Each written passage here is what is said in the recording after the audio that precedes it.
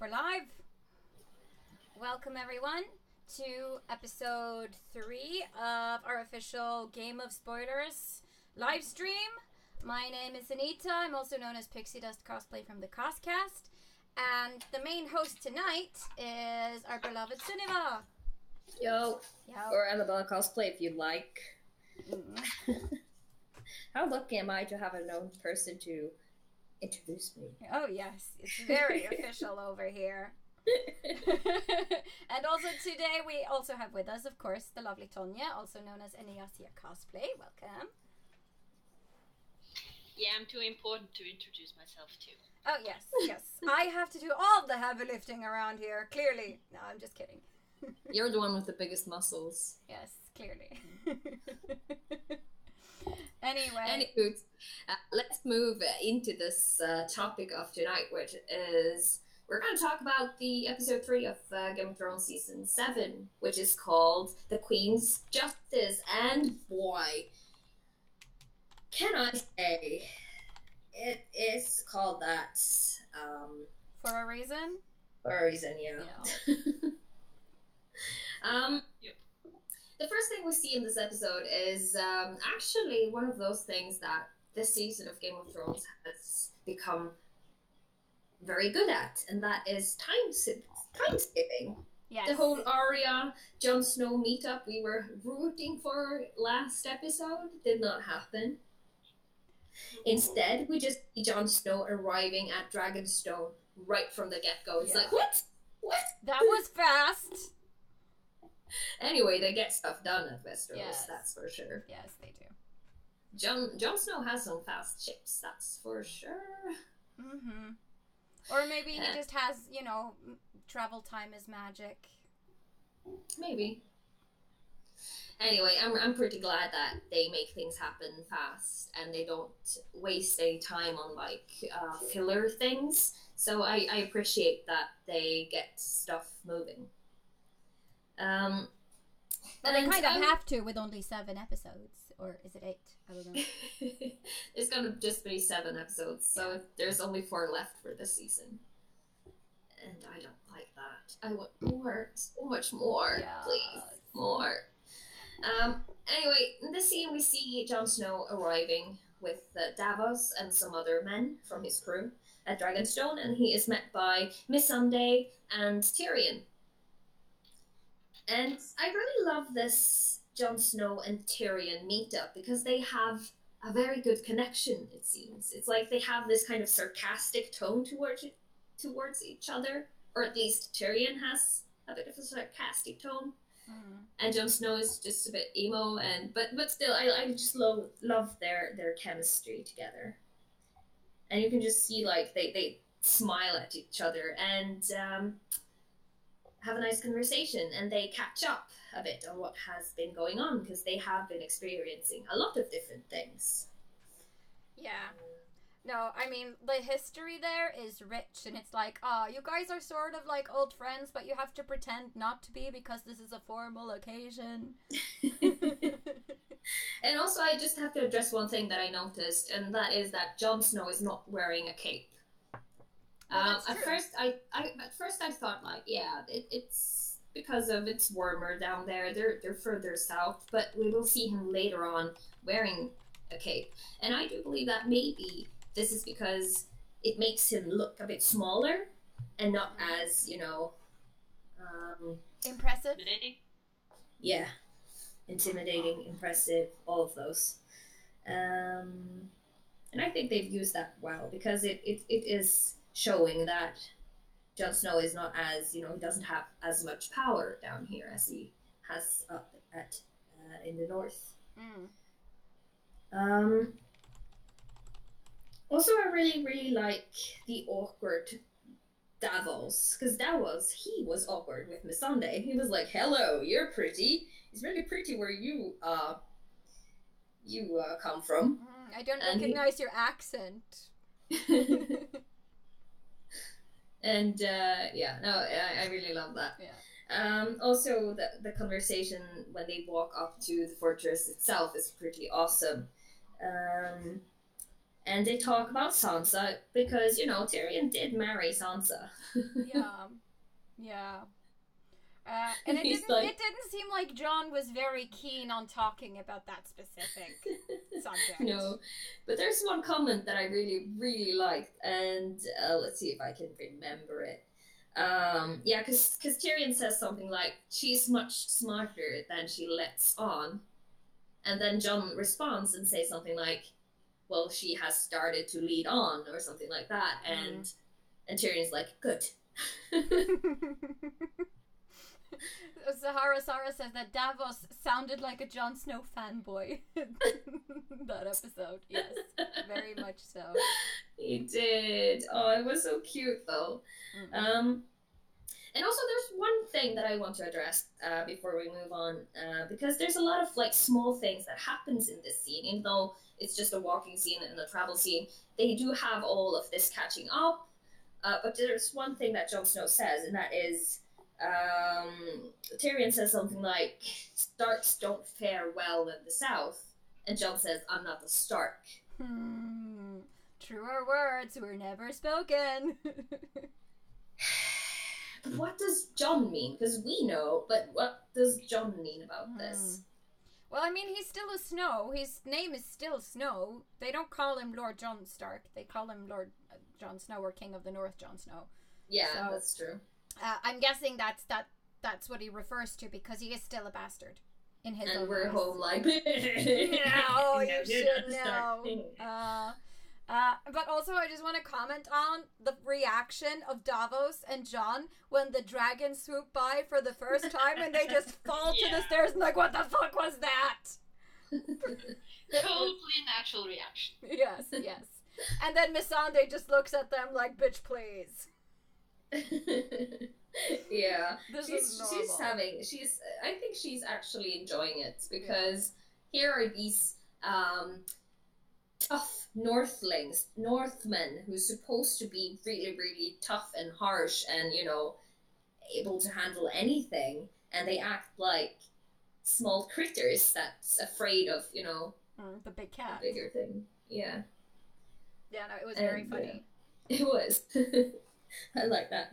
Well, as they walk towards the fortress, they switch to a scene with Melisandre and Varys standing looking down upon the guests arriving.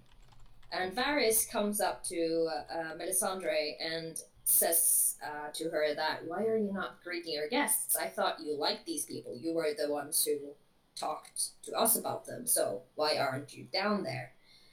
And I think that this conversation between those two are pretty interesting. Because Melisandre is acting Melisandre is acting very uncharacteristically for herself. She is, and she also says one thing when she's looking down, and that is, "I've done my part. I brought ice and fire together," and I'm like, Song of Ice and Fire, huh? Interesting. They keep piling it on there from last episode. I would have called it something more poetic. Yeah, but I think this kind of confirms a lot of like fan speculations that Dany is fire and Jon is ice. Yeah. For sure. I'm not saying that it confirms it. It just heavily hints on it, at least. And when you're thinking about the fact that Eddard Stark's old blade was called Ice, it kind of makes even more sense.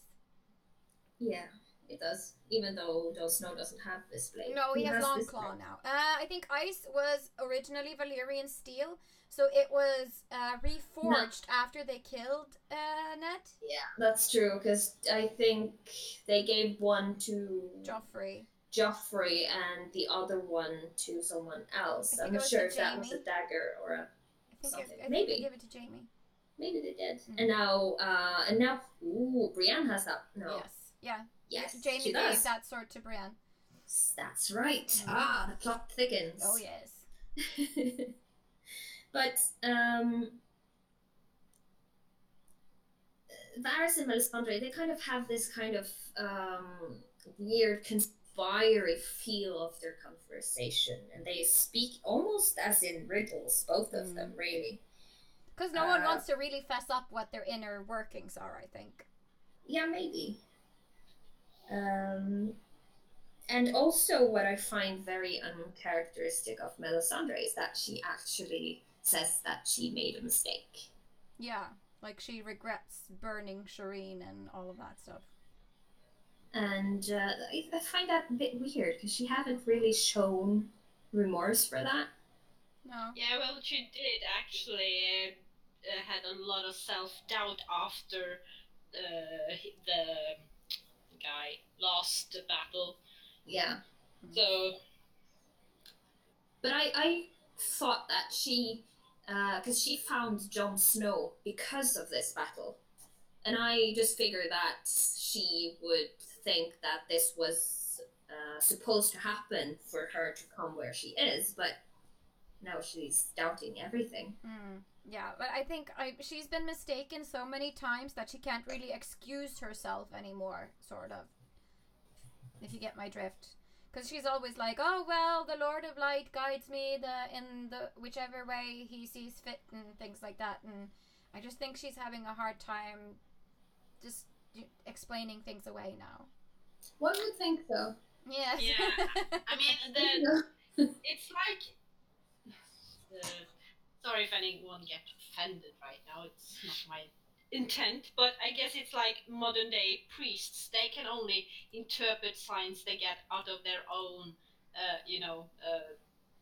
mind. They can't really speak for their god, like, directly. So I'm guessing that's kind of what she felt like, that she misinterpreted her god's intentions with, what she had in front of her. So she got really many self-doubts, and she's, very, what I mean. Yeah. Yeah. Also, Varys sort of comes with a warning, or I'm not sure if I'm going to call it a warning or a threat, maybe. But he says, I don't think you should return. You'll not be safe here. Because he wants her to go away. And I'm like, why do you care about this woman, Varys? Are you saying this because you're threatening her, or are you just warning her? I think he was warning her, like, I am not to be trifled with. If I will end you if I'm not happy with what you're doing, or if you don't go away. Yeah, and also she's saying. Then she answers with, "I will return, dear Spider," because she knows that he is the Spider. I don't know how. Have they met before, or she just know who Varys is? I mean, she is some sort of a witch, and witches do tend to know stuff. Yes, but still. Also, isn't Varys originally from Asai? Yeah, I think he is. So, maybe. But then again, I mean, Melisandre sees things in the fires, allegedly, so maybe she's seen him. Maybe. It's a possibility. And she also says that she has to die in this strange country. Yeah, so she's seen her death, apparently. She also says, just like you. So I have to die in this strange country, just like you. I'm guessing she's had a vision in some fire or something. Or dream, or whatever. Yeah. Or maybe this means that she has to vanish, she has to go away, so people would assume she's dead. Yeah. So, I mean, what I'm taking from this conversation is that we probably won't be seeing a lot of Melisandre, but she will return, most likely in a very, at a strategic moment when she is very needed. And then she'll probably die or sacrifice herself or something like that. Yeah, she would probably do something astonishing, because we have seen that she can do some pretty crazy stuff. Yeah, so she can bring people back from the dead. She's probably gonna do something amazing in season 8, I predict. And she'll probably die for it, maybe. But I don't know what that has to say with Varys. Maybe she's just warning him that he has to step down, or you're gonna get yourself burned. Because also in the scene, he says something about him and Melisandre being just common folk, and then I don't remember if it's him or her who says that we are not common folk anymore. And he's like, yeah, true. Yeah, sure. Word. Yeah. Yeah. So I'm not sure if this is a sort of a warning towards him, just to be careful. Yeah. So Harasara says, Varys does want to protect the people, and he hates priests and such, and Melisandre seems dangerous, burning children and such, you know. So yeah, that is a very good reason for him to not like Melisandre's presence at all. Mm-hmm. But what we do know from this scene is that Varys has information about Melisandre, that Melisandre has made a mistake. He just doesn't know what. And I think that this piece of information is going to be important later. Just not right. He does have a lot of spies around, a lot of little birds. And doesn't he often use kids as, you know, his network of information spies and stuff like that? He does. Yes. So maybe he is particularly fond of kids. Well, I mean, I think he's not necessarily fond of them. I think he feels sorry for them and wants to protect them because he was a kid who was so awfully abused. Yeah, I think they kind of explained this a few seasons ago, if I'm not mistaken. Because I mean, he was bought, and some weird crazy priest guy cut off his genitals and ate them and whatnot, and he was shipped in a box overseas and all kinds of craziness. So I just think he has a soft spot for kids, and that he wants to like keep them out of the worst places on the streets. Yeah, and if he can help them in some way, he will, I guess, if they can help him back, obviously. But then we have the big meeting that everybody has been so keen on happening since probably season 2, which is the big Jon Snow meets Daenerys Targaryen. Finally! And I find this scene a bit comical, because there's the whole with Davos and Missandei and all this kind of things that happens. What do you guys think of this? I mean, just the comedy thing of like, this is Daenerys Targaryen, breaker of chains, the unburnt, Daenerys Stormborn, blah blah blah, and this is Jon Snow, King of the North. It was so good. It was so good and so awkward, and I laughed so hard. It was amazing. Yeah, and also I think the scene kind of shows how huge difference it is between Daenerys' way of ruling and Jon's way of ruling. Because, I mean, she's been a queen for some time. She's had practice. She's done so much through her short life and been through so much. And then, I mean, he's been through a lot too, but he just became king. He never thought he would rule anything ever. No, but you can see, like, for Daenerys' point of view, I think that she has been born into being royalty, being nobility all her life, and she's been, like, so keen on being queen for so long that this is her only, like, this is her... serious. This is her. Exactly. But for Jon, it's completely different, because he just wants to save the world. He doesn't care about anything else. He doesn't care about politics. He doesn't care about He wants to protect his people. That's exactly. He doesn't actually want to become king either, so... No. Exactly. Everyone said I should be, so hey, I'm here, I guess. It's kind of where he is. And also in this scene, Jon is not wearing a cape, so you can see that he just looks small, and he looks uncomfortable, and he... Yeah. I don't know, it's something off, because he doesn't have the same confidence as he has at home when he's talking to the lords. He's very much out of his element, and Daenerys was so, like, commanding and so regal, and she had a good answer for everything he had to say. And, I mean, she was probably putting on, like, her tough face, being a little bit more antagonistic than, you know, she is in person. Just because I am the fucking queen and I need to know who this King of the North is before I, you know, show any weakness at all. Yeah, because we as viewers, we know them already. Yeah. They don't. So we just have to keep that in mind. They need a little time to sweeten up. Yeah. and I just love that Tyrion was like, you're both good people, can't you just get along? That seemed like that was what he was going through his mind at the time. Like, please don't fight children.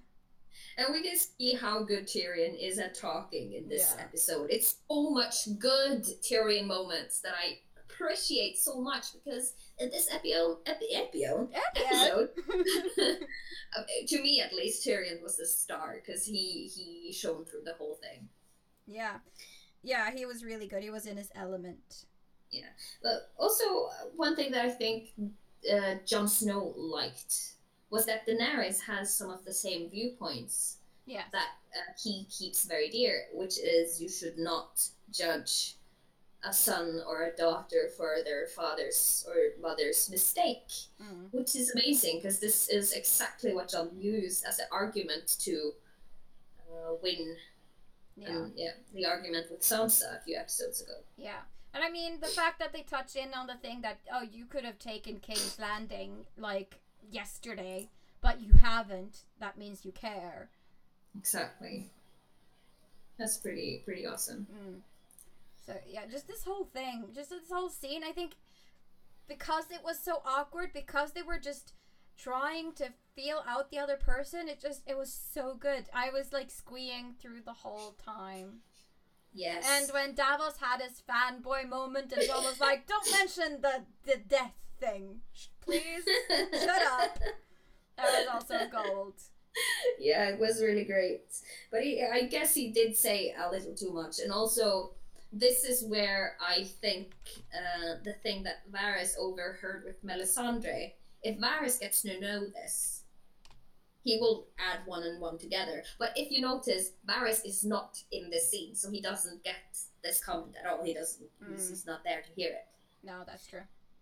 And when Jon starts to talk about the White Walkers too, it shows that he is not really that good for politics. And you can see that Daenerys is like, bitch, please. The dead?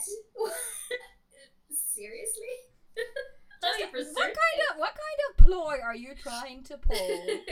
Are you crazy, man? Yeah, and I mean, this is coming from the mother of dragons. Yeah, but I need to say one thing, because I feel like they put this sentence in just for the pun and just for the reaction of the viewers, and that is when Daenerys like, I am the last Targaryen. I'm like, no, no, you're not. You think that. Cool for you if you think that, but no. Yeah. Anyway, this scene gets interrupted by Varys, who comes in and they send their guests out. Jon asks if he is a prisoner, which he is not yet. And we have a scene where Varys tells Daenerys about what happened with the Greyjoys, with the Sand Snakes, with the Elaria Sand, and just tells them about the, Euron's victory, if we can say it like that. And that kind of ends the conversation. It does. Because then Daenerys is like, because they're just, Varys is telling about the dead, and then Daenerys asks, is all of them dead? And then we get a cutscene to Theon getting fished up from the water. Well, doesn't she end it with like, give them baths and find them quarters and stuff? And oh, that's before that's before Varys says what he has to say. Okay. Yeah. So Jon Snow doesn't hear this either. He's not cool enough yet in Daenerys' eyes. No. But yeah. Yeah. Okay. They give them baths and stuff. Yeah. Like, am I your prisoner? Not yet. Yeah, that I did mention. Yeah. After the Theon scene, which I don't really find that interesting, it's just that he gets fished up by his own men, who's basically calling him a coward, because he's like, because they are asking if Yara and the others are dead, and he's like, no, I don't think so, and he says that he tried to save her. And then he's like, no, you didn't try to save her. If you did that, you wouldn't be here. So that's basically all we see of Theon. Yeah. Do we have any thoughts about what he might do next? Well, I mean, I think he realized that the situation was impossible, like he wouldn't be able to win, and that's why he leapt off. And I mean, we kind of have to forgive him because he's probably going through some pretty severe PTSD from his time as Reek. So what I'm thinking is the reason why he's still on the loose is so he can have a chance at redeeming himself and have a chance at saving Yara later. Yeah, probably. That is my thought. Do we think he will sail for Dragonstone next, or will he go home? I hope he sails for Dragonstone. I mean, it's either that or go up to maybe Casterly Rock and try to save the people there, which we'll talk more about later. Yeah, maybe he will do that. It would make sense at least, but I think he'll probably have to go to Dragonstone to confer with Daenerys first. Yeah, maybe. Maybe. We'll see. We'll just have to see. And then we get to the scene where Euron is riding through King's Landing towards the Red Keep. And we get to see that he's a proper show-off. I mean, he had like rigged everything. He was parading through the streets, people were cheering, Yara was in chains, Ilaria and his other daughter were just behind him again. He and his horse were matching outfits. So true. That horse was styled to the teeth. Decked out. It was amazing. And so good. The entrance to the Red Keep where Cersei is on the Iron Throne was also very cool because he's just showing off. Yeah, it's like everything is just a show for him. Before we continue the discussion, as usual, we will allow people to jump in and talk about a topic they would like to discuss. So let us know if you want to be a drop-in guest later on in the show. We will make that happen. And if Alex is here, Alex will be more than welcome to drop by with the Easter eggs. Yes. So we'll that will happen later. Let us know if you want to join in. Yeah. Also, I just have to mention Living Turquoise's comment in the chat, Tyrion, the couple therapist. So true. Yes. So true. All right. Also, I see Sarah has a question that we haven't answered yet. And that is, what do you think? Should Dany let him be king of the North, or should Jon bend the knee? Well, he doesn't want to. I think they'll probably end up in a relationship at some point. So they'll be, he'll be king of the North and she'll be queen of Westeros, or they'll be, the king and queen of the Seven Kingdoms. I don't know. But I have no idea. I personally, I don't really want them to be a couple because it's so expected. So I don't want it to happen. But isn't the Daenerys kind of like his aunt or something? Well, yeah, but they're related, but Targaryens marry in the family anyway. So, and he's half Stark too, so it's, little bit better than brother and sister at least. They won't get a Joffrey for sure. No, I don't think so. But anyway, back to King's Landing. Yeah. What do we think of this scene when Euron gives Cersei her prizes? # Euron is a rock star. Those are my thoughts. He's horrible, don't get me wrong. He's a crazy psychopath, but Euron is a rock star. Yes. I don't know. This character is so fun. I have to say that Cersei was really smart when she answered, "You shall have everything you dream about after the war is won." Yeah. And I still love that Euron, he seems so polite towards Cersei. He's bowing, he's calling her my queen, he's doing all these things to impress her, but every time he says something, it's a stab at Jaime. Yeah. Because he's like, I'm giving you the people who took your daughter. I'm the only person who's done anything to make this happen. Haha, like that. And he just looks at Jaime, and Jaime looks back at him. Also, the comments he gives Jaime afterwards, we're brothers now, we should talk, so you can give me some pointers. And we know that was a stab at, pointers for the bedroom. Oh, yeah, because he says that. He's like, straight advice? And then Euron goes like, yeah, you know, does she like this? Does she like that? Does she like it rough? The bum? Yes. And then you could see Jaime gets angry, and Euron's like, no, let's save this for later. He's such a dick. I love him so much, but he's such a dick. Oh, man. And he does his bow again, and it's just glorious. But I just want to point one thing out. Cersei's dress. Yeah, I hated the fabric. The fabric was awful, but the concept of the dress, amazing. I loved all the embroidery, filigree things going on at the top, but I hated the fabric of that dress. It was so shiny. It was, and but the crystals were awesome. Yes. The crystals were very cool. Yes. But I thought that it kind of looked like the fabric you would use at if you don't have that much money and you're going to prom. Yeah, like a shiny party satin or something. Yeah. But the it was probably the brocade side- though. It was probably brocade. Probably. Yeah. But the concept of the dress was amazing. Yes. It just didn't really catch the light. Also, all of Daenerys' outfits in this episode, I mean, they all look very much alike, but there were some subtle differences in all of them, and I could wear them all. Hands down, they look so good.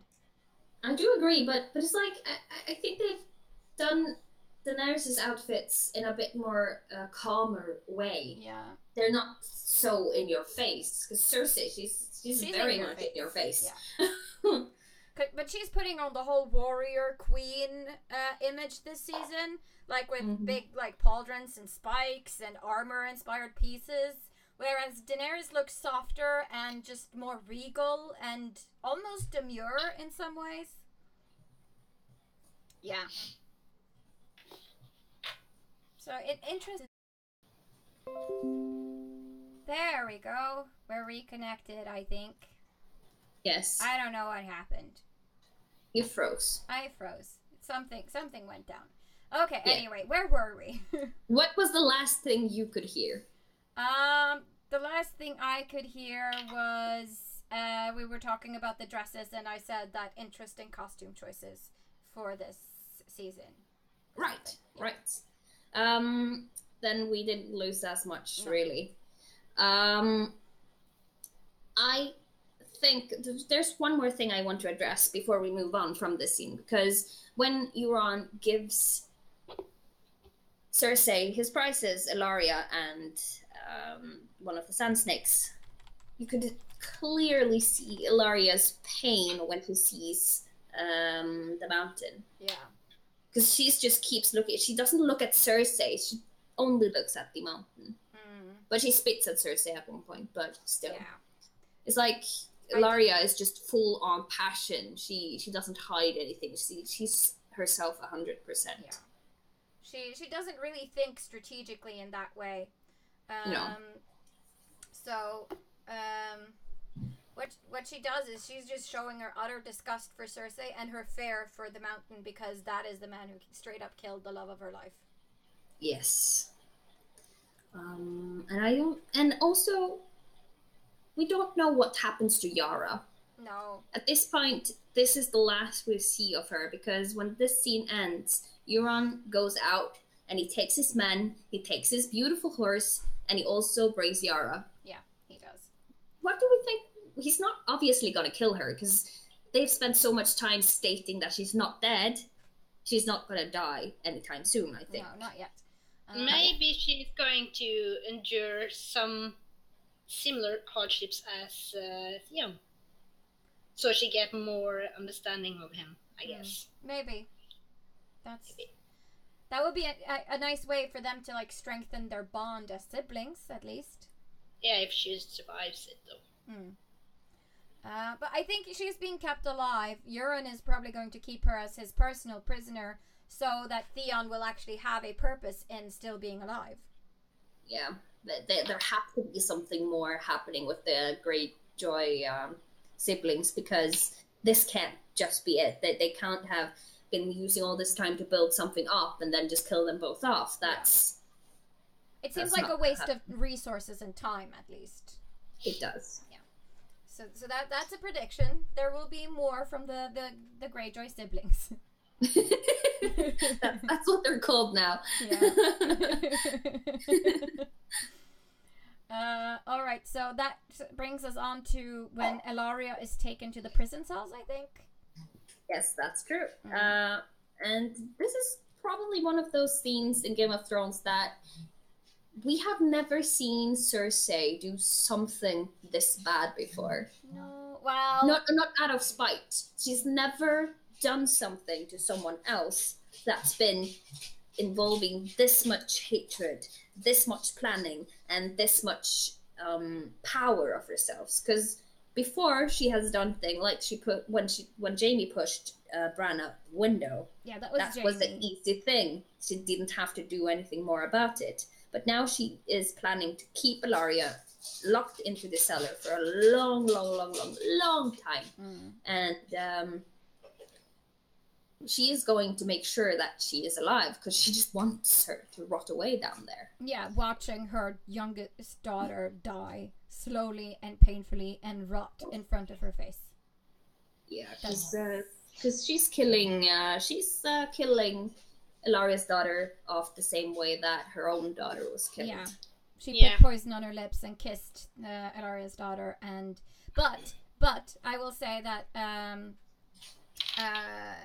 the poison she used on her was way, longer lasting, or slower rather, in its effect than the one Elaria used on Myrcella.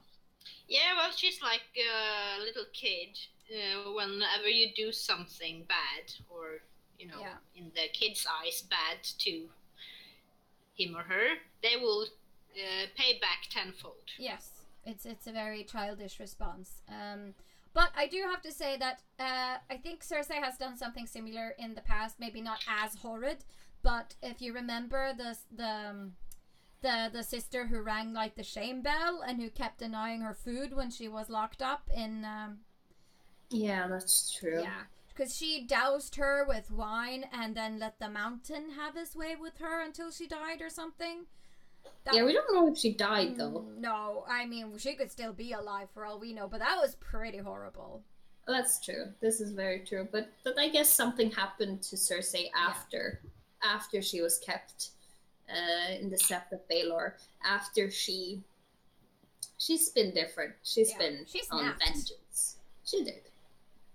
And she's still not out of it, man. She's still completely gone. No, but I have one fun fact about this scene, though, because the actor who plays Elaria, she has done an interview where she has said that she got a call from the creators of Game of Thrones. And she knew that it was about Elaria dying. And they told her that this was going to be like her last season. And the actor who plays Elaria, she responded like, are you guys killing me off? And they're like, not really answering, like, yeah, no. They didn't really say anything. And she was like, okay, if you're going to kill me off, can you please make it spectacular? They're just like, yeah. No problem. but technically she's not dead, so they haven't really made it spectacular. But she will. I'm guessing maybe her soul died in that moment that Cersei kissed her daughter. Yeah. I think either we're gonna see some crazy Elaria Sand later on, but I'm doubting it because she's not a strong fighter. What is she going to do when the war comes? And I think one of the cruelest things about that whole setup is that their chains are so short. They're almost close enough to touch each other and hug each other, but not close enough. So she can't even comfort her daughter in her dying moment. They will always be too far away to help each other. Well, because if they sat down, they could probably just reach each other with their toes. Yeah, touch toes. That's it. But they didn't think of it. No. So it's a pretty horrible fate. Yes, it was an awful scene, but still, I kind of feel that this is necessary to bring Cersei back, to get Cersei where she needs to be when shit is going down. Yeah. Because the next scene is with Jaime and Cersei. You can see Jaime just sitting by his table, and Cersei comes in the room pretty, like, really, really forcefully, I would say. Yeah. And she kind of forces herself upon Jaime. And you can hear Jaime saying no, but Cersei continues. We've seen stuff like this between those two before. And sometimes Jaime does it to Cersei, sometimes Cersei does this to Jaime, but I think that this time it kind of meant something more than it has done before. Yeah. But I mean, this is a hard one. Yeah, but did Cersei sort of just rape Jaime in a way? Well, she did push herself on him, that's for sure. And he said no. He did say no. But then it kind of, I mean, either way, it's not okay what happens in the scene. It's just not okay. But he gave in. I mean, he's a big man. He could have just fought her off and told her, I'm not doing this. But I think he's just at this place where he's just given up. I think so too, because he's probably a bit scared of her, but he still cares about her a lot. Her. And I think what happens, like, in the following, it's still the same scene, but following this happening, we can see them laying in bed, so I'm guessing it's like the day after. Yeah. And they're just, you can see Jaime is just lying there looking at Cersei. And I'm thinking that he's like, just, what goes through his mind is probably him doubting everything, or maybe he just thinks that everything is perfect. No, I don't think that, but I think he's just really evaluating the moment, like, God, she's bat crap crazy. Why do I love her? Why can't I, say no? Kind of thing. I think Jaime has gotten to be this tortured and, like, traumatized and very reflected character. He started off as, a blonde asshole who only cared about himself, and now he's watched all his children die. The woman he loves is bat crap crazy. Brienne of Tarth has a crush on him, yes. we think. And he's seen what a knight should be, and is, like, saddened by the fact that he was never this knight, like, this good, like Brienne of Tarth is. Exactly. I think he, like, admires her, and he's so broken, poor guy. And also, you can see, after this, there's a knock on the door, and Jaime says again, not no, but something are you crazy? Don't answer that kind of thing. Yeah, it's something like that. And Cersei just opens the door to the servant who comes to tell her that someone's there to see her. And you can clearly see that Cersei is not afraid to show her real self anymore. She's able to just she's just ready to show the world, I guess, who she is, and she can do whatever she wants now. Yeah. Or at least that's how she feels. Yeah, it's like, let them talk, I don't care, I'm the queen. Yeah, bring new sheets for the bed, haha. Yeah. And also, like, fun note, the uniforms for the handmaidens have changed. They all look like they're like inspired by Cersei's dresses now, instead of those pink light open ones that they used in the beginning of the seasons. Cersei has probably made sure of this, and this servant also had short hair, so maybe Cersei has made all her female, like, handmaidens. Yeah, well, I'm guessing that she won't have her handmaidens looking more feminine and beautiful than herself. So she's taking steps so that they are, not better, but the same. And also, winter is coming, so this seems like or winter is here, so it seems like a step in, like, showing us that things are getting colder, harder, tougher. After this, there's nothing really more that happens, and I just think that this scene is important to show just Cersei's confidence. Yeah. I think that's why they put it in there, and also to show Jaime's, soft spot and bit confusion. Like brokenness. Yeah. But the next scene is with the Iron Bank. There's a guy from the Iron Bank at Bravos there to speak with Cersei. And at this moment, it seems that like everything is going good for Cersei. Everything is going Cersei's way.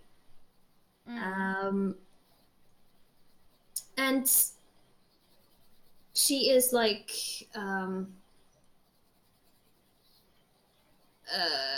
sorry, I just lost my train of thought for a moment here. No, but she's very much behaving like her father's daughter. Oh, she is. She is. She has an answer for everything. She's thought this out. She has a plan. And we can clearly see that the Iron Bank favors Cersei over the other people at this moment.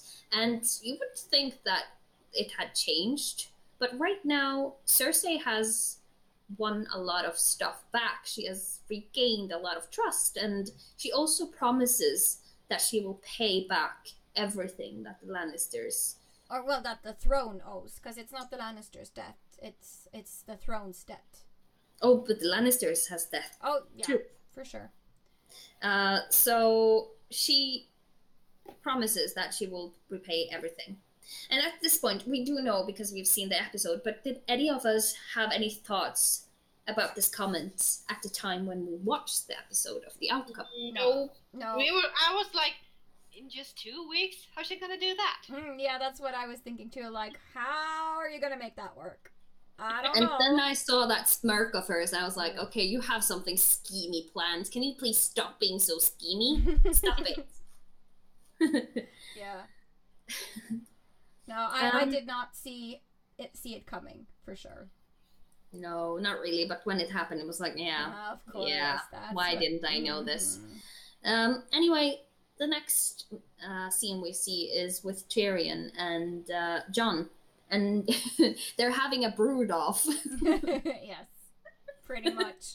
At Dragonstone, and again, it's really this kind of comical thing between them, where Jon is just standing there. And Tyrion comes along and he's like, oh, I was gonna go here to brood, but you're here brooding. You look so much better than me when you're brooding. I wish I looked so cool when I was brooding. It's like, what the fuck? It's very adorable. Yeah. I think it's like a nice way to just lighten the mood, because it's clearly tension there, because Jon is feeling like a prisoner. He can't leave. And besides, my boyfriend, while I was watching this, made me aware of that maybe Jon feels betrayed by Tyrion, because Tyrion did mention in the note that that Daenerys wanted Jon to bend the knee. No, well, I think he probably feels betrayed by Tyrion, but he knew that Daenerys would want him to bend the knee. I'm pretty sure about that. Yeah, I think so too. But it was Tyrion who wrote the note, and in the note it did say that she wanted him to bend the knee. So this was one of the things that everybody knew from the get-go. But he probably feels like, I don't know if I can trust you anymore. You're working for Daenerys, like we're on opposite sides. But they never did trust each other for real. They just they got were along. Same place at the same time. Yeah. Yes. They found that they had certain things in common, and Jon learned some important lessons from Tyrion, I think, while they were together. Yeah. But in this scene, Jon has his cape back, so it's like he's back. He's back as this big confidence dude again, and it's weird how a little thing like that can mean that much just for the visual interpretation of what they want to tell. Yeah, for sure. I kind of like the fact that Tyrion, like, what do you want? Give me something that I can give to her as, like, something specific that I can help you with beyond just, White Walkers. Yeah, because Tyrion wants this to work. Yeah. Really. He does. And this is like Jon says, Dragon Glass. And I think that's the end of it. I don't think we hear much after that. No. But a fun fact with this scene, I just want to point it out, is that this is the one scene where Kit Harington, the actor who plays Jon Snow, this is the one scene where we're afraid that he would actually die. Oh. because at these rocks they're standing on, there was a lot of wind that day. And John was wearing a big cape, so he's really, really afraid that wind would like blow him off. Because it was a possibility that could happen, because it was that windy. Yeah, and he's standing pretty far out on that ledge. That's All right, move on. Next scene is when Tyrion and Dany is talking about Dragonglass. It's where Tyrion tells Dany what Jon wants. And we can see once again that Tyrion is an excellent talker. Because Daenerys, she doesn't really want to talk about this. She's like, she doesn't really want this to be a thing, but Tyrion, he's like, just using everything as he has, and he also kind of quotes himself as a wise man. And she's not having it. Like, are you trying to make yourself sound smarter than you are, bitch? Please. Yes, I would, but never to you. I was totally not doing it. Yeah, because they're also talking about the threat of the White Walkers, and I do believe that Tyrion believes Jon Snow that the White Walkers actually exist. Because he said something earlier to him about when everyone says something, it's a fact, but it's when one person starts saying something other or the opposite, that's when you have to. When an honest man says something like that, you know. Yeah. There's something like that in there. Yeah. So, so I really, really, really love the hustling Tyrion throughout this whole episode. He's awesome, amazing. And then we also can see that Tyrion has this thing with Costly Rock, because this is not the first time he mentions that it's so important with the battle we're going to have at Costly Rock. We have to take Costly Rock. It's like, but why? Why is Costly Rock so important? So it seems like just a thing that Tyrion has to do. I don't think it would have been necessary for Daenerys to take it at all, but I just think that Tyrion wants to take it from Cersei because he feels like this is a punch in her face just because he can't take it. I think so too, but also Casterly Rock has never fallen before. It's like this big symbol for everyone in Westeros, and yeah, I believe it's kind of like you say, it's like a fuck you, Cersei, I can take this. But I think it's also a very good strategic position to take if you could take Casterly Rock. Yeah, it is. Not as it ends, but the thought of it at least is a good idea. And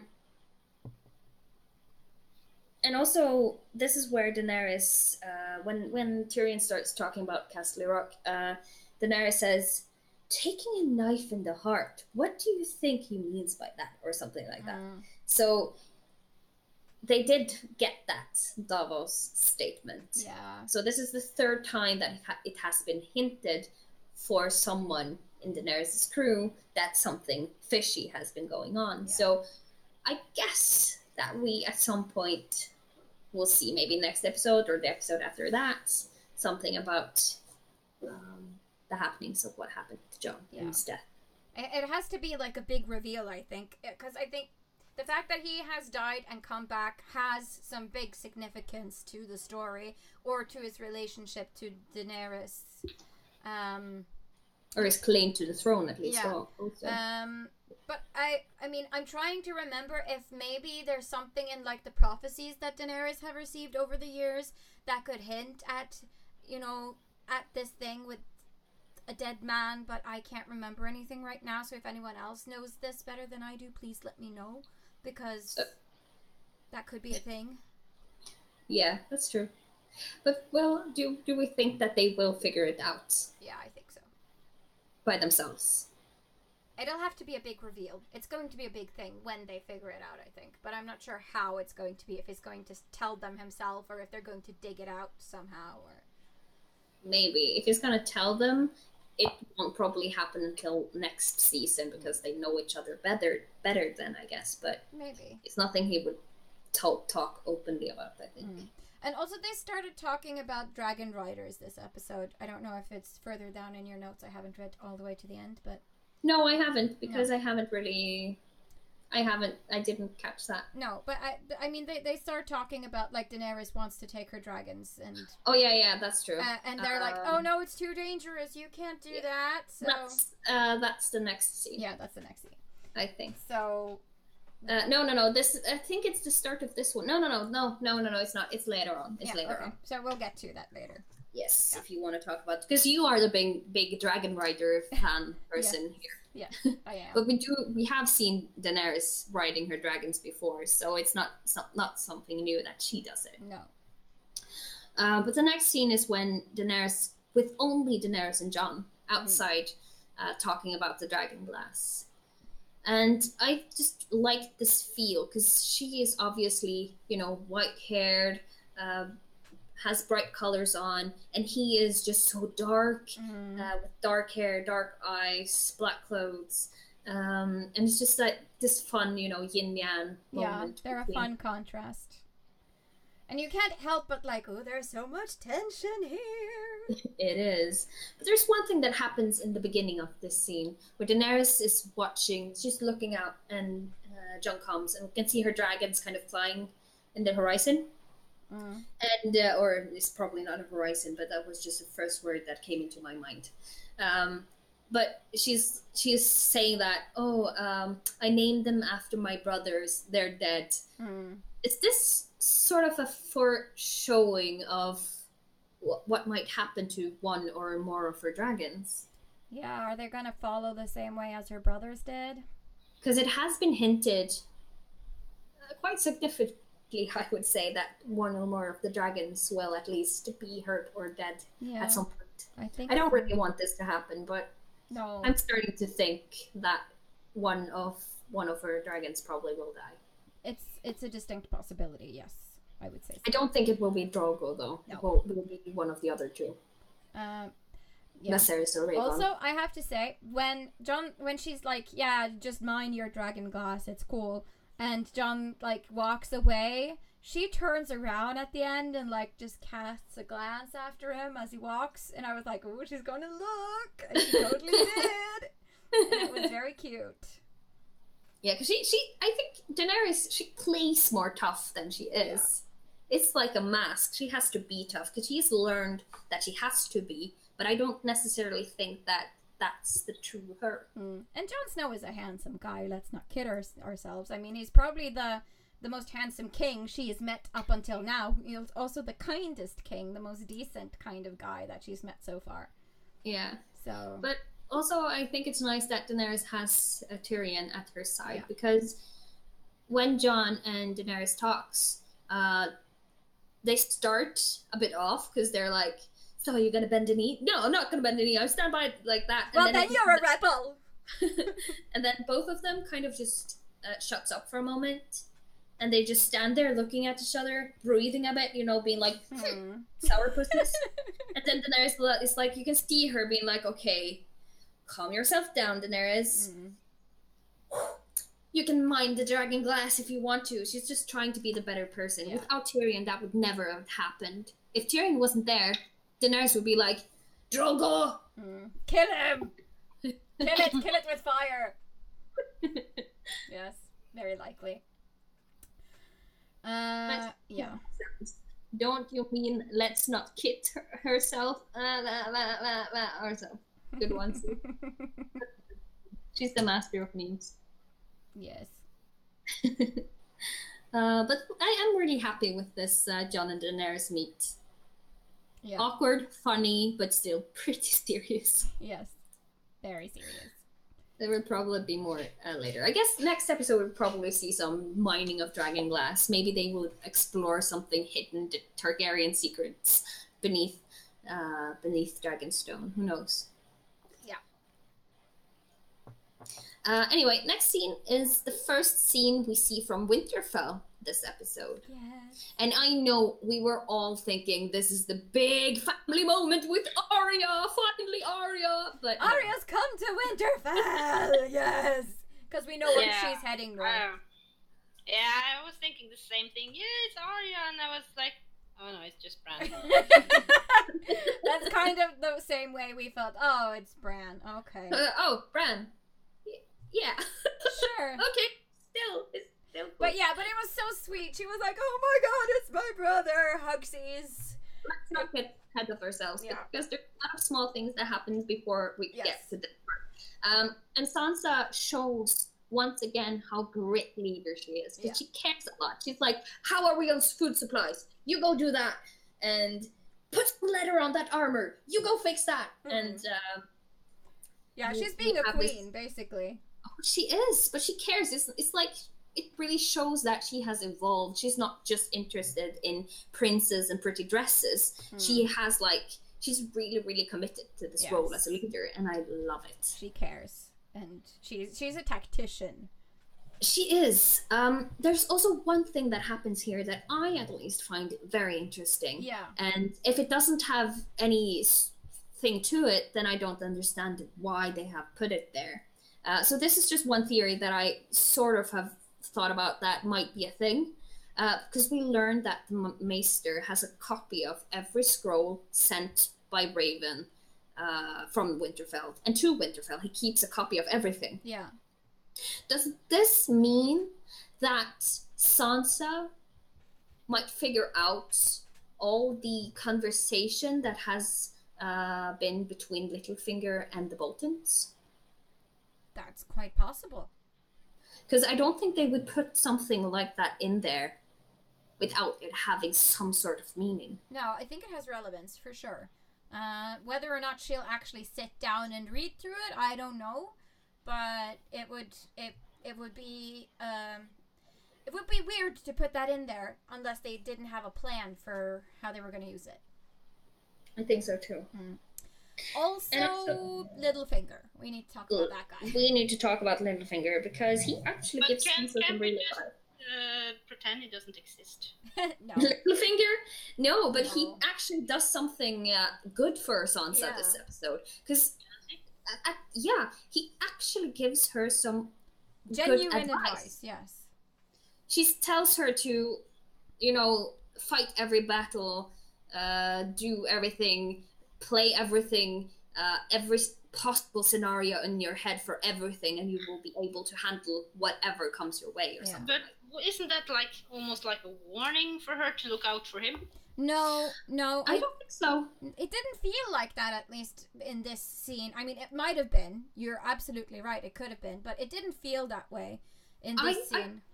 I actually got the sense of Littlefinger trying to make Sansa his apprentice. Yeah, she kind of feels like that right now. Like he's trying to teach her the ways of surviving somehow. Yeah. And I mean, based on the things he's done to her in the past, that is the fucking least he could do. He owes that girl so much. Oh, he does. But without Littlefinger, Sansa would probably be dead a long time ago. Absolutely. So, but the same thing. He's still a douchebag, always will be, and I still think that he will die this episode, and I still think Arya's the one to do it. It's very likely. But now they get interrupted. Yes. And we all thought Arya, but Arya! no. Oh, it's Bran, or I mean, the three-eyed raven.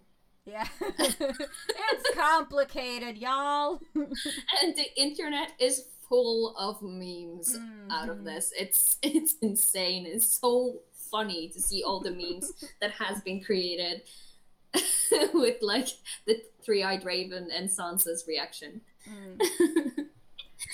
But what do we think about the Bran and Sansa conversation? I think it was necessary for them to have this conversation about, oh, you're the last remaining male Stark heir. You're king in the north, really. And he's like, no, I'm never going to be that. Take a chill pill. It's not me. I'm the three-eyed raven. Like, that explains everything. I could just see Sansa. What are you talking about? What?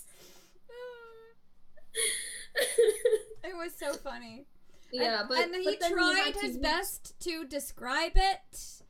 Oh, the three-eyed raven taught me. I thought you were the three-eyed raven. It's complicated. And then he uses the last thing that I think he could use to make Sansa understand, Yeah. and that is like the worst experience that Sansa has had ever in her life, and that is her wedding day with the Ramsay Bolton. The white dress, the snow, everything, and you can just tell that she was having a bit of a PTSD moment. Why do we think Sansa leaves, though? I think she was just too distraught by the whole thing. Like, I need some time to myself. I think she left because she didn't want him to say anything more. She doesn't want to be reminded about it. I have a different theory. And it's touching the things that you guys have said, but I do think that Sansa does this because she doesn't want anyone else to carry this. She wants to be the strong woman. She doesn't want anyone to have ownership over something so sore and so emotional that has happened to her. She doesn't want anyone to feel sorry for her, or not really feel sorry for her, but she doesn't want anyone to be able to crack the illusion she has made of herself as a strong, crackless woman, if I can say it like that. No, but I totally understand. I mean, her whole facade of being in control kind of broke at that moment because she was reminded of a point in time where she had absolutely no control. Yeah. And she doesn't want to be that woman. She wants to be the woman she is now. Yeah. She doesn't want to be in charge of her own destiny, kind of thing. Exactly. Yeah. So I think that was emotionally tough for her to go through right then and there. Let's see. The chat has been a bit. There's a lot of stuff happening here. Bran is so awkward. Sahara says. Him trying to explain the whole three-eyed raven thing to Sansa. I don't know if she believed him. And then Cecilia says, I think she's scared of him. Bran, that is. He knows everything that has happened to her. Not necessarily that she doesn't believe him, but it also links to what Baelish said. Because Bran could fight every battle everywhere in his mind. Well, that's true. That's very true. But I think also if Bran knows everything, Bran should be able to know who Peter Baelish really is and what he has done. Yep. All right, let's move on. Because now we're heading to the Citadel. Yes. Where Jorah suddenly had made an overnight recovery from grayscale. Yeah. That happened fast, but once again, time skip has been happening. Well, we don't know if it is, because I do think that it might be that they've just been at it all night, and it just maybe they had to remove everything at one go. Yeah, but I mean, still, he had to remove layers of skin, and there was lots of pus underneath. So I think maybe some time has passed, and Jorah has had some time to heal because such a huge part of his body was affected, and you could barely see any scars anymore. Yeah, but still, the guy who, the Archmaester, said he was giving him 1 day. And now it's like he's coming up to check on him the day after. Exactly. Because it wouldn't make sense. If Jorah still had any sense of grayscale on him the next day, he would have been shipped away. Yeah, that's And true. also Sam would have gotten much more, because if something suddenly was better on Jorah that would make him stay longer, the Archmaester would have suspected Sam a long time ago. But maybe he just didn't want to take that conversation until he was sure. Yeah, I don't think so. I think it must have happened overnight. Yeah, hard to say. Yep. Hard to say. But anyway, I am genuinely thrilled that Jorah is alive. Yes. And I also found that conversation so funny. Yes. Archmage was like, how did this happen? I don't know. Climate change? Fresh air? All the relaxation? Sure.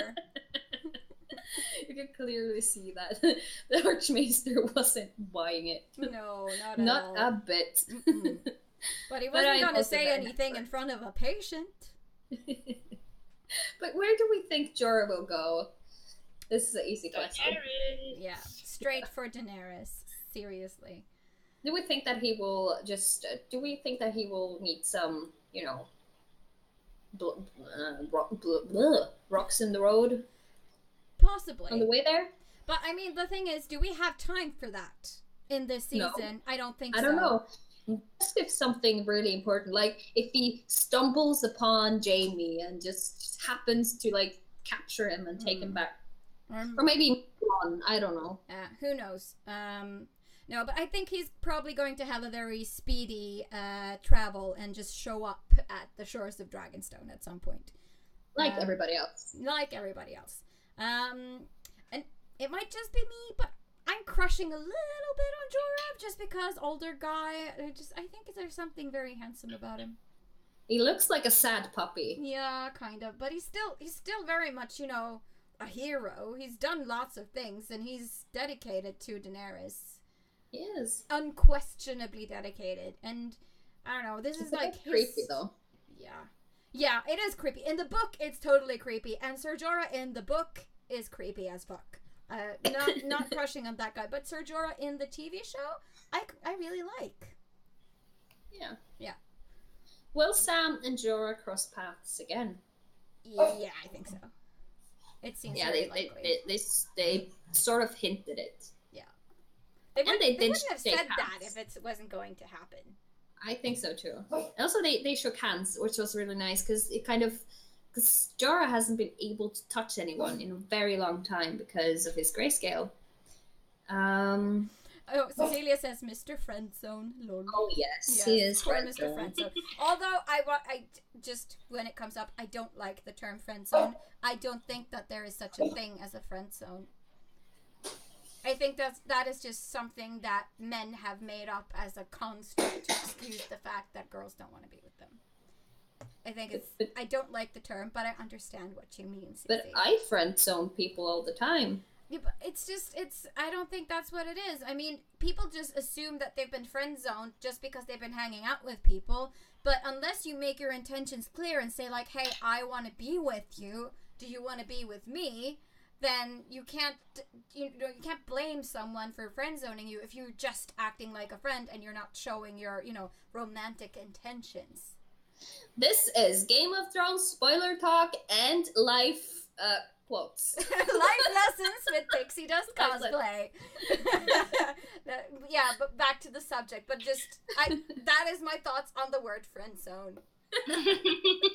Equals Jorah. You can just say, you've been Jorah Mormonted. Yes.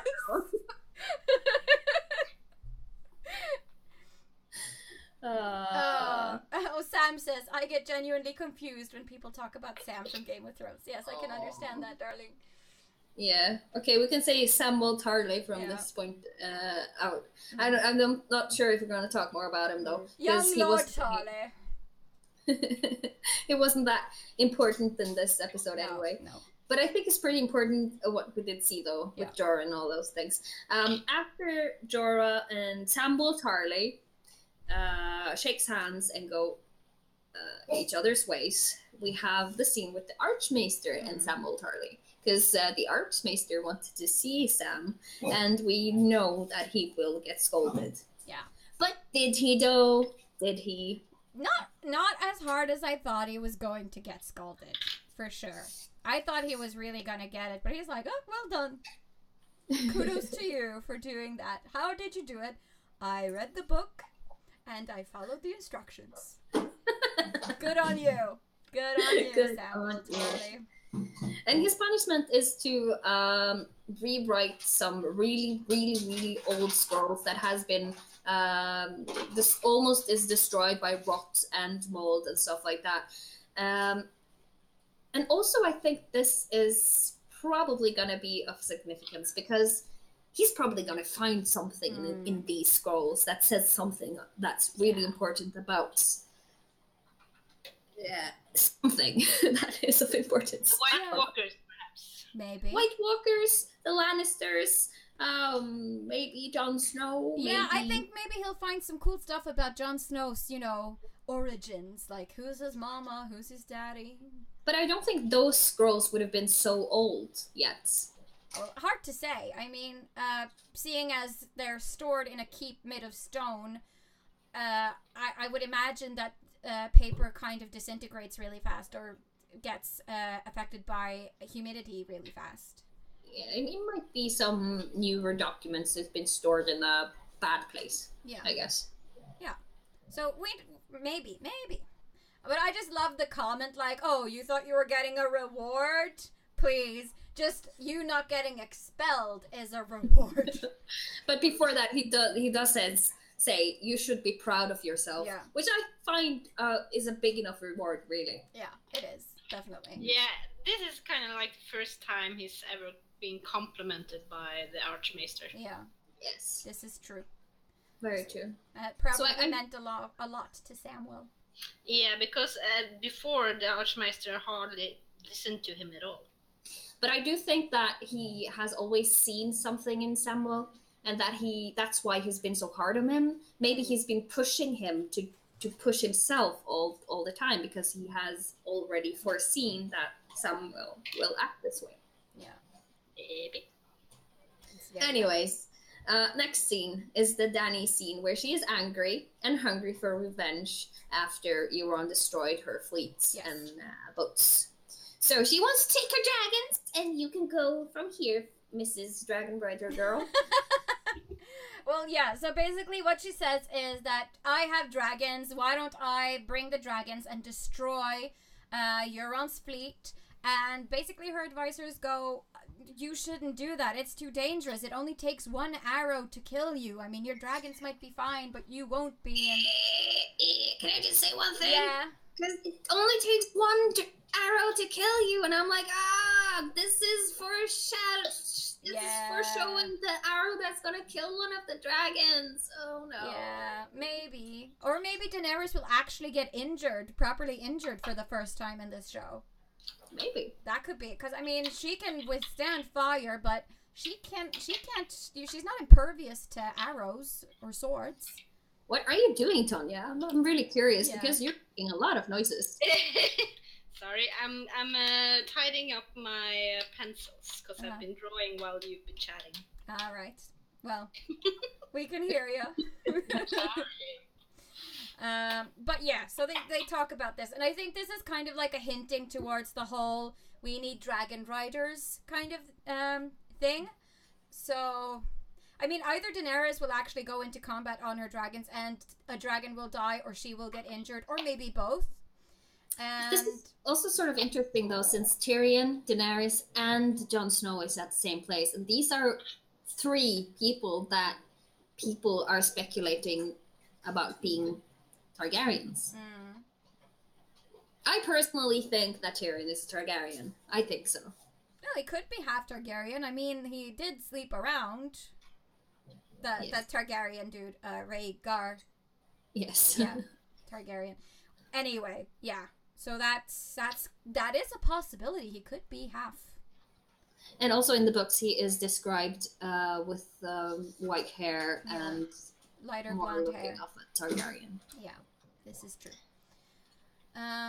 Also in the books, most of his nose is gone.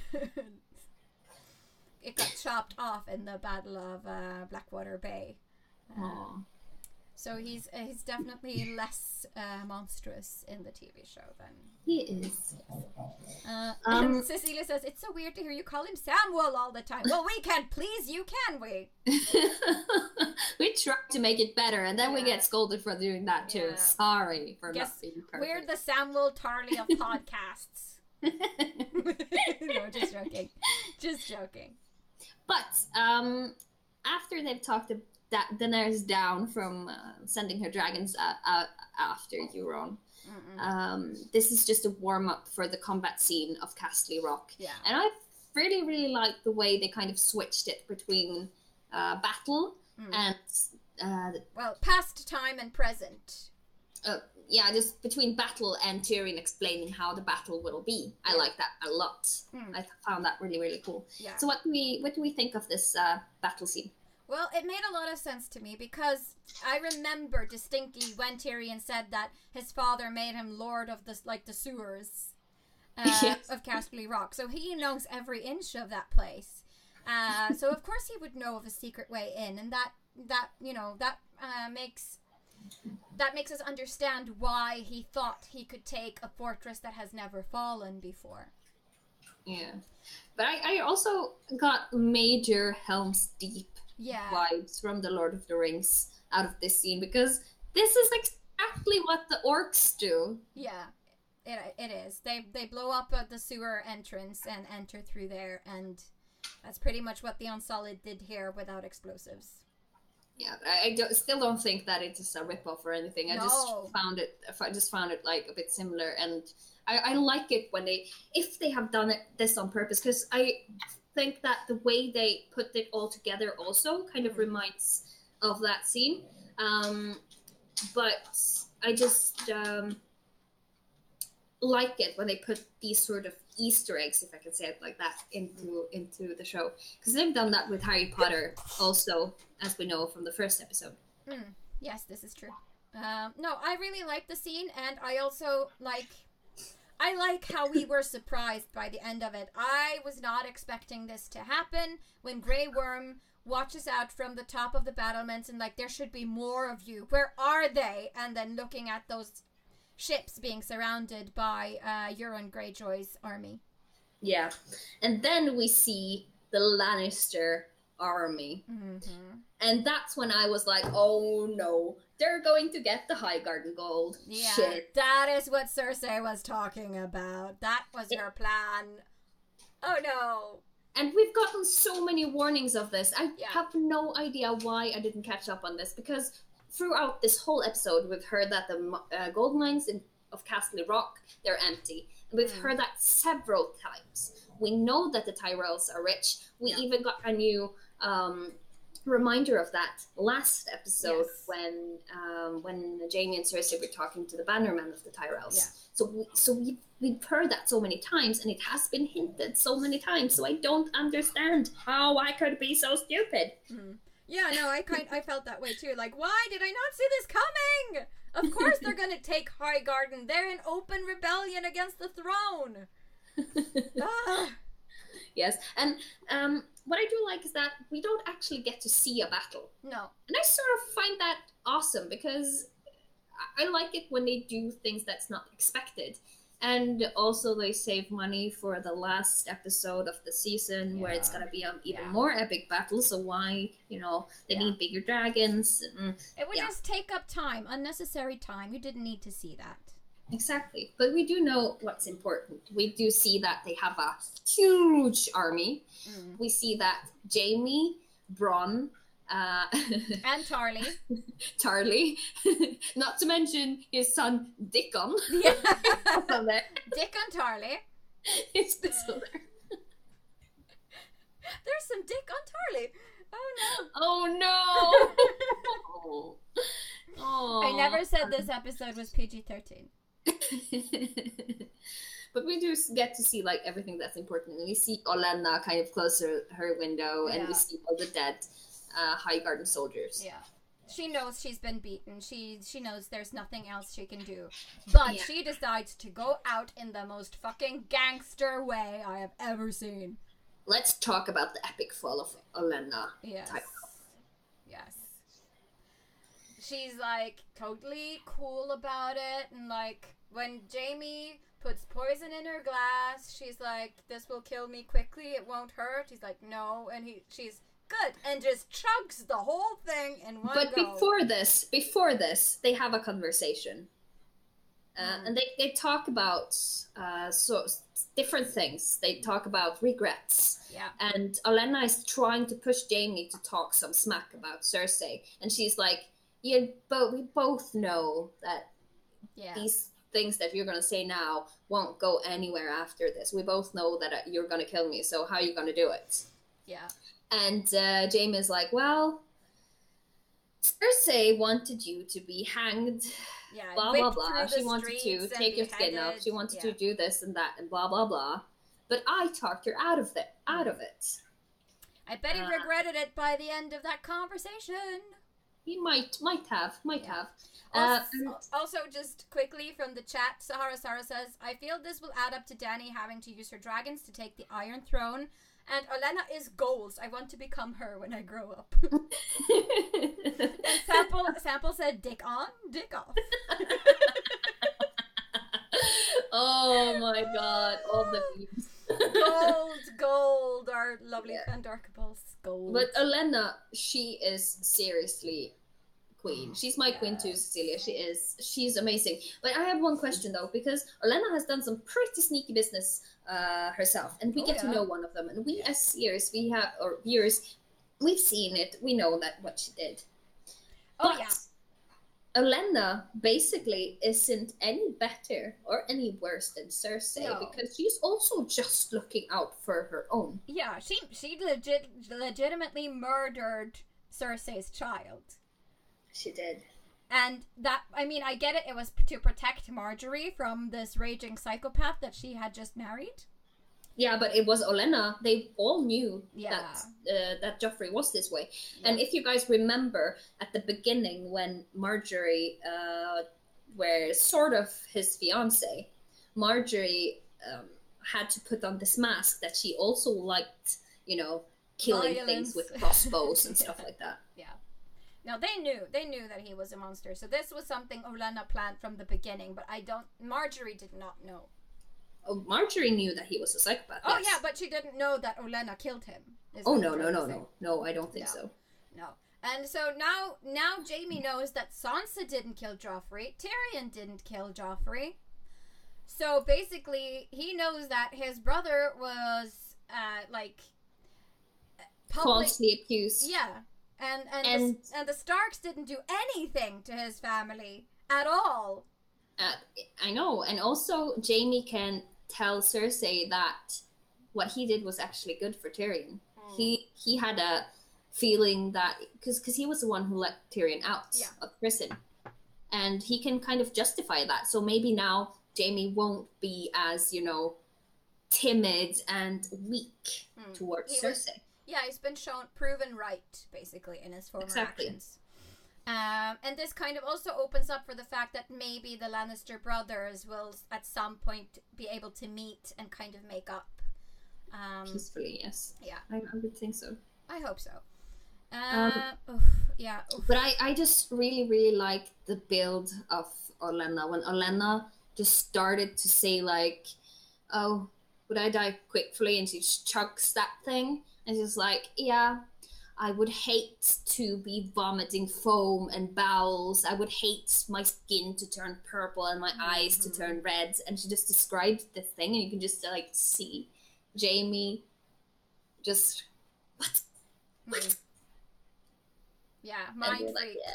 Yeah, it was so good, so good. It was so good. So she went out with a bang, even if she went quietly. she still had a one last fuck you up her sleeve. And Olenna, she is badass. Yes. She is. Also, I don't know if you've seen pictures of Diana Prince, the actress who plays Olenna from when she was younger. She looks so much like Marjorie does now. Oh, yes. It's uncanny how alike they are. So you guys, if you haven't seen what Olenna looked like as a younger actress, you need to look it up because it's uncanny. Then I need to do that. Yeah.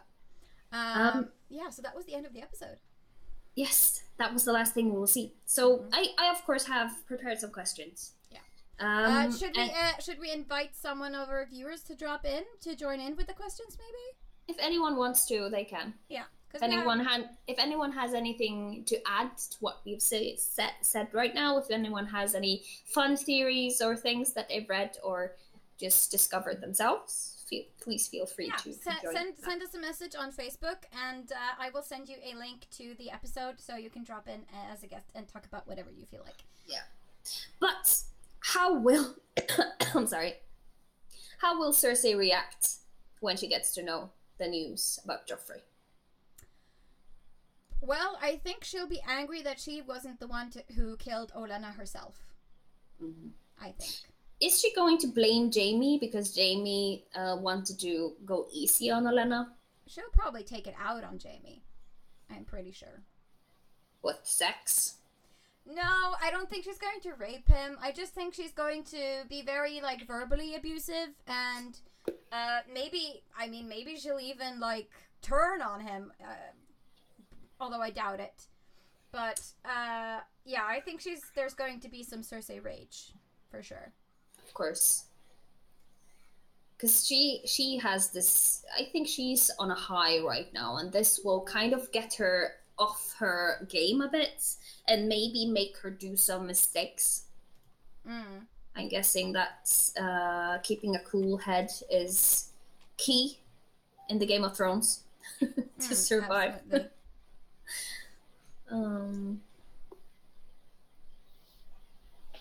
So yeah, but yeah, she will still want to kill Tyrion, of course. Yeah. What will happen when Jon gets his dragon glass? Well, I mean, he'll either choose to travel away with the dragon glass and give it to his people if Daenerys lets him go, or he'll start shipping it north, hopefully. And well, maybe Daenerys will go with him to the north, and to see the White Walker threat on her own. Although I don't think that's very likely. But no, but maybe. What we do know now is that the Unsullied, who's at Castle Rock, they are pretty much stranded. They have to march through Westeros, a very, very long walk to get anywhere near to Dragonstone. Yeah. Which I'm not sure they will survive or, No. Well, maybe, if you think about the circumstances, maybe Daenerys will ask Jon to help him because he has men in the north. So perhaps he has men close enough to Casterly Rock that he may be able to send reinforcements. I don't know. Maybe. It could be. I mean, it would be fitting for something to give her in return for allowing him to mine dragonglass. Yeah.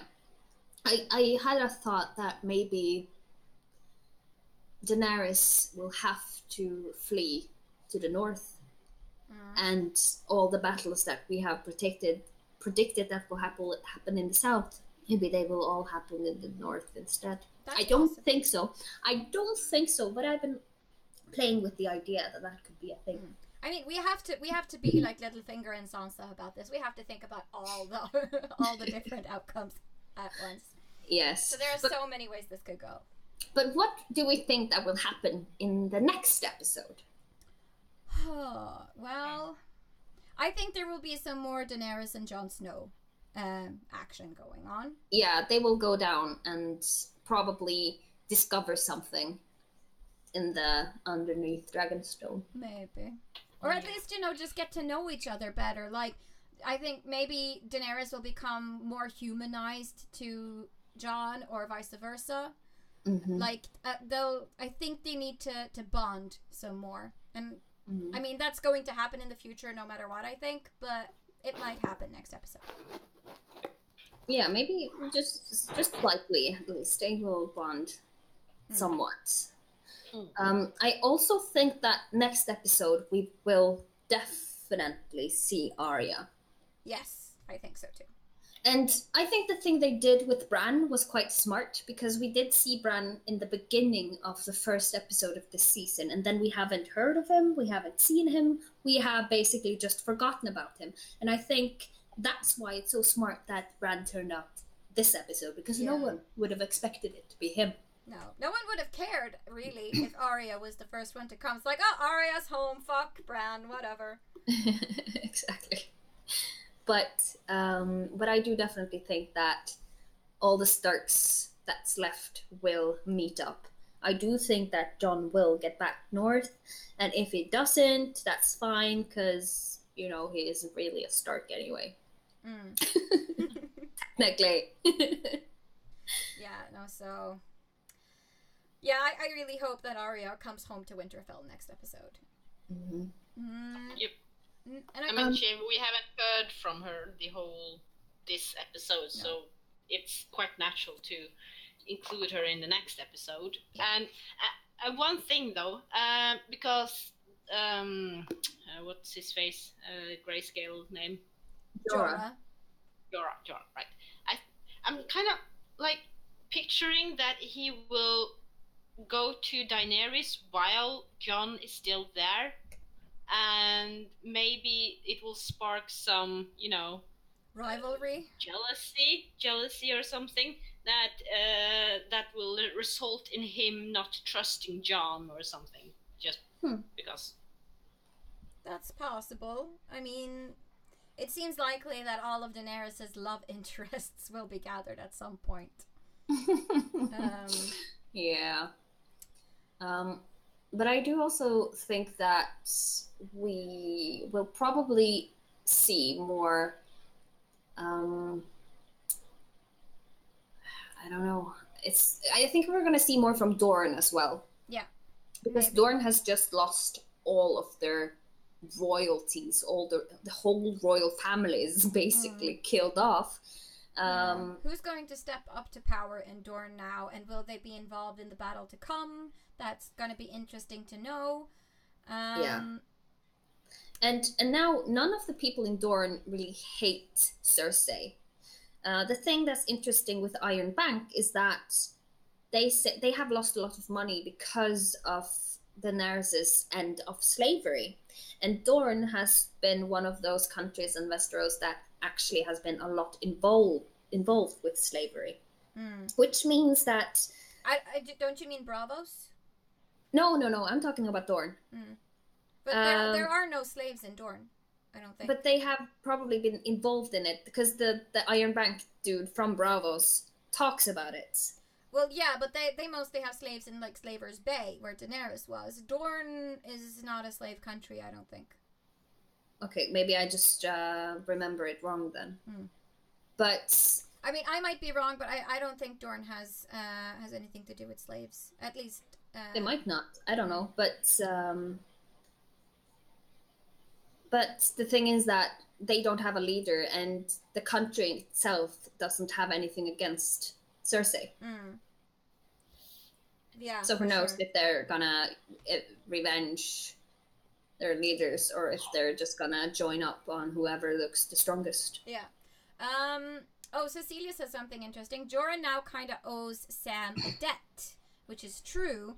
And maybe Jorah and Jon will be able to, like, bond a little bit over the fact that they both know Sam and that Sam's a good guy and all of that stuff. Maybe. Might.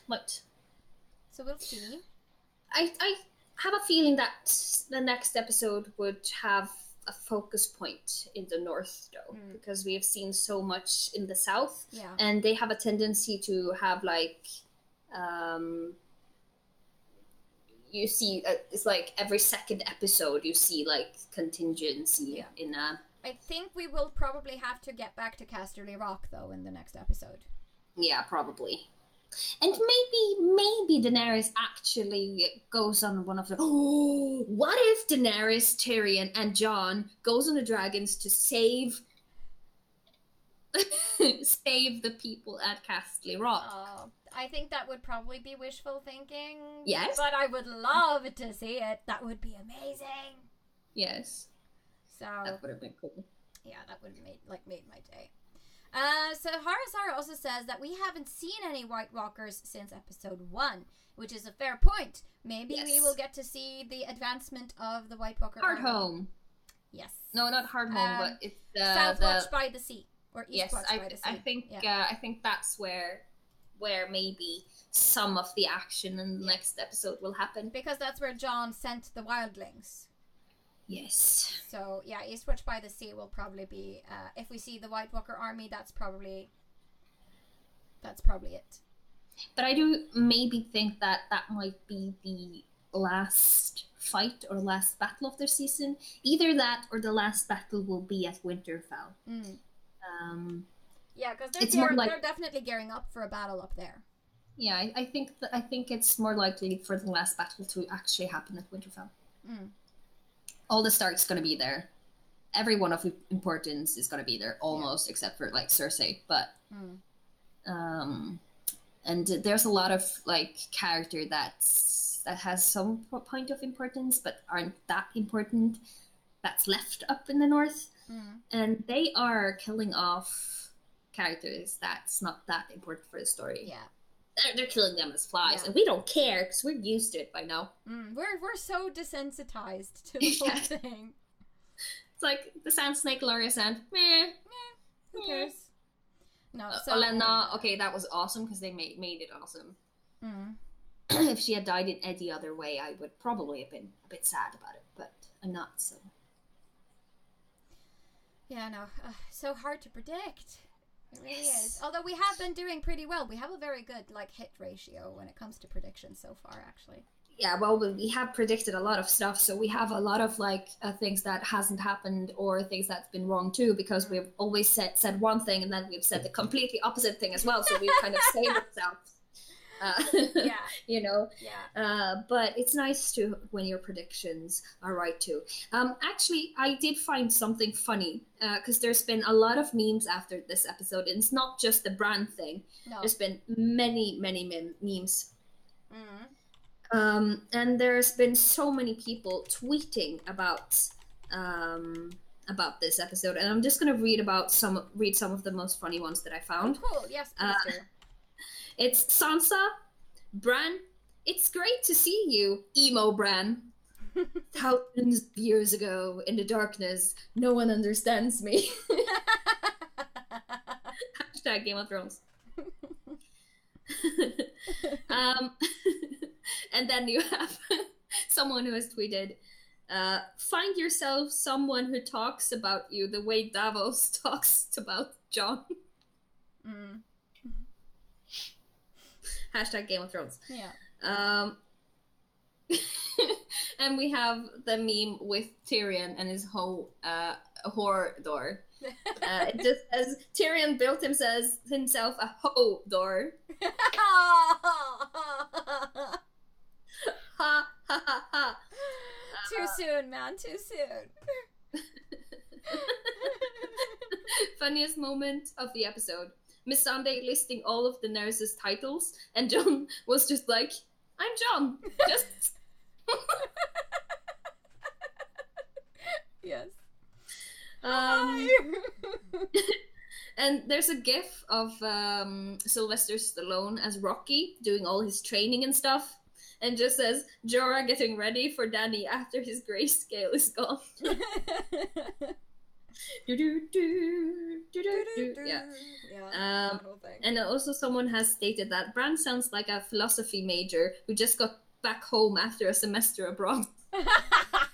Yeah, it's complicated, man. Life and death and everything. And also, this is the best one. Olenna Tyrell would have been so good at Twitter. Yes. Bran talking to Sansa about the three-eyed raven is all of us explaining this show to our parents. What did you just say? Bran talking to Sansa about the three-eyed raven is all of us explaining this show to our parents. Yeah, pretty much. Unless you have parents who watches the show, that is. Yeah. But it's like when you try to explain cosplay to a person who doesn't know what cosplay is. Yeah, pretty much. It's like, well, do you have, some time? It's gonna take a while. No, but seriously. I guess we should start wrapping up the show for this time. I think we've been through all the things we wanted to talk about, and also Tanya has an early shift tomorrow. Yeah. I'm just gonna read one more though. Yeah, okay. One more. Jon Snow, ... I died and got resurrected. Bran. I can see the past, present, and the future. Arya. I am no one. Sansa. The fuck? Yeah. For sure. I'm just waiting for Sansa to have some kind of supernatural ability or whatever. Why? And also Cecilia says, Olenna for president 2K20. I wish so. That would be better. she could be president. That's nice. Yeah. Also, she said earlier, all the Starks there. So are they gonna die because, Starks, or is the pack stronger together? Ooh, pack is stronger together, because if you remember the trailer, this is one of the things that Sansa actually says in the trailer. Yeah.